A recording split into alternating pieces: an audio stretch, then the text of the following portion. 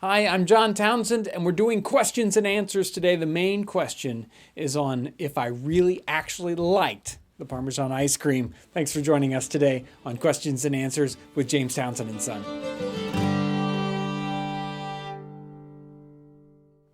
This one is from bass player 6134.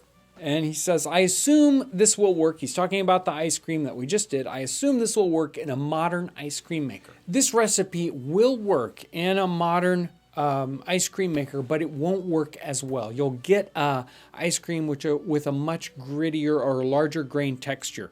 The method that this was frozen with doesn't allow those grains to build up that really big size. A modern one will not work quite as well. So the solution to that, if you want to do this Parmesan ice cream in a modern ice cream maker, is to use just straight sugar, granulated sugar, instead of the simple syrup that we used, and make sure that that sugar is dissolved in the custard mix as you're heating it up. And then you should get a nice smooth texture. From the Pork a la Normand episode, this is Deborah C. Is there a substitute for nutmeg? Because she says, I'm allergic to it.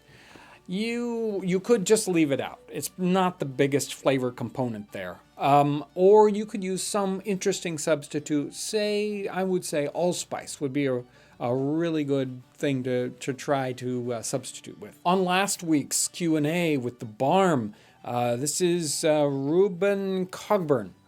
I wonder, did they ever use leftover yeast from wine or whiskey to make bread? At least in the English cookbooks, you don't see reference to that. And in fact, almost always just says yeast or barm. And if it says anything else, it says specifically ale yeast. So no, I don't think you're going to find that in English cooking. You may find that possibly used in continental situations, maybe French cooking, but I don't have any references for that. So off the top, I'm going to say no, at least for wine. For whiskey, like getting the yeast out of whiskey leftovers, you have to heat that up, and that would destroy all the live yeast. So that will not work in this situation. Here's a question on that last Q&A again, the Barm in the 18th century. This is Jason. He says, when you refer back to an older episode, how do you find it? I'm sure you don't go searching back through all your videos to find the right one, so what do you do? Now, I'm not sure whether he means what would he do if he needs to search for them, or what we do when we search for them. We always try to put the references to the episodes that we're referring to in the description section so you can find them easily, so that you don't have to search. If you do go to our channel page and you're looking for searching things, there's a little hourglass there. You can press that. It brings up a search window so you can search in our videos, and hopefully you'll find it. We just remember all those 500 videos. We try to remember where those are, and we figure it out sooner or later. And here's the main question. This one is Blue Hen 123. And they say, I don't think he really likes it. And other people referenced the idea that I might not have actually liked the Parmesan ice cream. And I don't know what you were seeing in my facial expressions, but I loved that ice cream. And in fact, everyone who's tried it that I know of, Kevin, Aaron, Ryan was there that day. Everyone who's tried the Parmesan ice cream loves it. It's a great, interesting flavored ice cream, and I really enjoyed it. It definitely is interesting in that it's a savory ice cream. You get sweet and you get that savory and salty in there. So it's unexpected. It's something you're not expecting out of ice cream.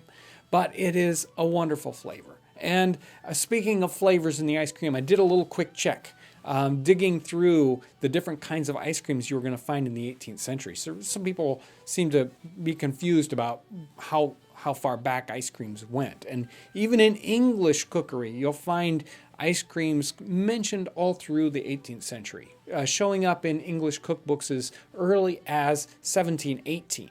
And you get flavors like raspberry ice cream, orange, peach, apricot, pineapple ice cream. That one sounds interesting.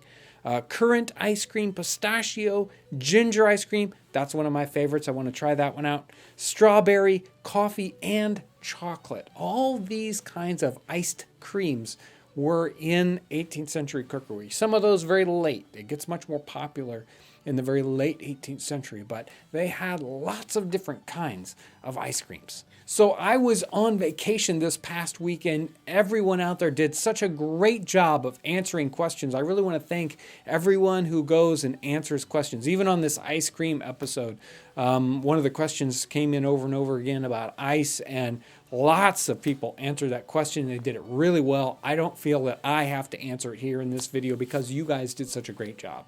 And I want to thank everyone in the community out there for sharing our videos, for making great comments, for answering questions, and for your great questions. So thank you for all that you do for our channel.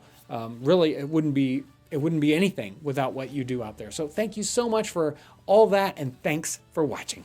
Hi, my name is Paul Bauer. I'm a member of the Fort Union Muzzleloaders from up by Williston, North Dakota, National Historic Site of Fort Union. Built in 1827, lasted until 1868.